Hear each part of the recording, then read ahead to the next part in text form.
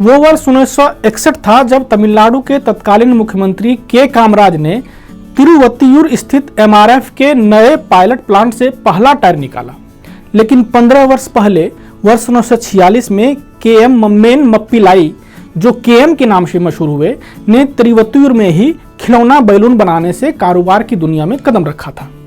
तब उन्होंने सिर्फ 14,000 रुपए की शुरुआती पूंजी से एक शेड से बिजनेस की शुरुआत की थी। 3 साल बाद 1949 में बैलून से इतर रबर के खिलौने, ग्लव्स और कंडोम भी बनाए जाने लगे।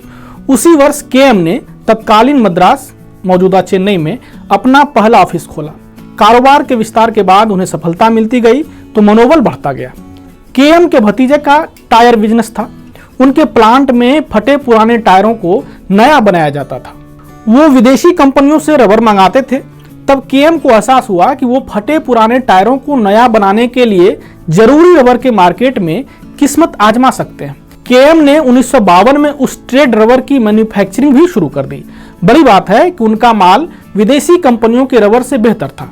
यही वजह रही कि महज 4 वर्षों यानी 1956 में ही रबर मार्केट में एमआरएफ की हिस्सेदारी 50% तक पहुंच गई। यही वजह रही कि महज 4 वर्षों यानी 1956 में ही रबर मार्केट में एमआरएफ की हिस्सेदारी 50% तक पहुंच गई। इस सफलता ने केएम के हौसले को तूफान की तेजी दे दी। उन्होंने अब खुद टायर बनाने के बिजनेस में उतरने का मन बना लिया। अब केएम के सामने सवाल यह था कि टायर मैन्युफैक्चरिंग के बिजनेस में उतरें तो कैसे।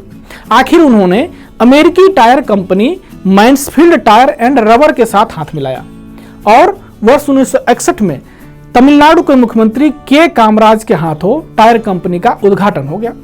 उसी वर्ष केएम ने अपनी कंपनी एमआरएफ को मद्रास स्टॉक एक्सचेंज में लिस्ट करवा दी।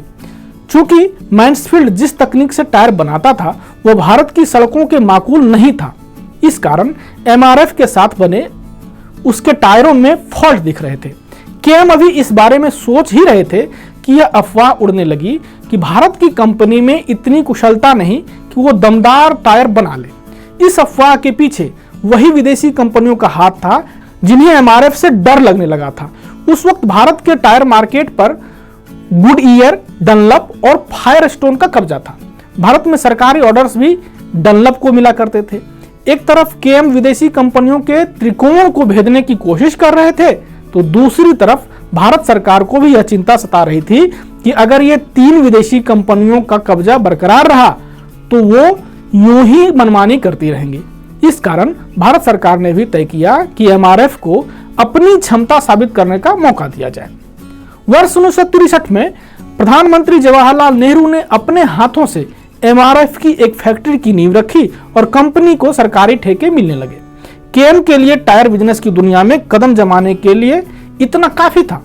उन्होंने अगले चरण में एमआरएफ को घर घर तक पहुंचाने की स्ट्रेटजी पर काम करना शुरू किया। उन्होंने रिटेल मार्केट में धमाका करने की ठान ली। उन्होंने तब भारतीय विज्ञापन जगत के पिता कहे जाने वाले एलिक पदमसी को नौकरी पर रखा। एमआरएफ से जुड़ने के बाद पदमसी ने सीधे ट्रक ड्राइवरों से संपर्क साधने की रणनीति बनाई। ट्रक ड्राइवरों ने उनसे कहा कि टायर तो मजबूत और ताकतवर होना चाहिए। इसी बातचीत के आधार पर पदमसी ने 1964 में एमआरएफ मसल मैन का लोगो तैयार किया। फिर जब टीवी का जमाना आया तो 1980 के दशक में एमआरएफ का विज्ञापन छा गया। उधर 1964 में ही एमआरएफ ने बेरूत में अपना दफ्तर खोल दिया। यह विदेशी धरती पर उसका पहला ऑफिस था। 1967 में एमआरएफ के नाम एक रिकॉर्ड हासिल हुआ। किसी भारतीय कंपनी ने पहली बार अमेरिकी बाजार में टायर का निर्यात किया। इधर भारत में एमआरएफ अपने विस्तार की स्ट्रेटजी पर आगे बढ़ती रही। उसने भारत की सड़कों के मुताबिक टायरों को अधिक से अधिक दुरुस्त कर रही थी। इसी क्रम में एमआरएफ ने पहली बार भारत में नायलॉन टायर लाया। इस तरह कंपनी का कारोबार बढ़ता गया और शहर दर शहर उसकी फैक्ट्रियां खुलती गई। वर्ष 2007 में कंपनी के ताज में एक और हीरा जड़ गया जब उसका सालाना टर्नओवर $1 अरब के पार कर गया। मजे की बात है कि एमआरएफ को इस मुकाम तक पहुंचने में 46 वर्ष लगे, लेकिन इस उपलब्धि को सिर्फ 4 वर्ष में दोहरा दिया। वर्ष 2011 में एमआरएफ का एनुअल टर्नओवर $2 अरब को पार किया। आज एमआरएफ का 25% बाजार पर कब्जा है। एमआरएफ टायर दुनिया के 65 देशों में जाते हैं। कंपनी का विदेशी निर्यात करीब $3 अरब का है। आज कंपनी न सिर्फ टायर बल्कि ट्यूब, पेंट, कन्वेयर बेल्ट और खिलौने भी बना रही है। यह उस व्यक्ति की सफलता की गाथा है जिसे अपने पिता के जेल जाने के बाद जमीन पर सोना पड़ा था। केएम के पिता का बैंक और अखबार का कारोबार था। सीरिया से केरल आकर बसे इस ईसाई परिवार में केएम के कुल 9 भाई बहन थे।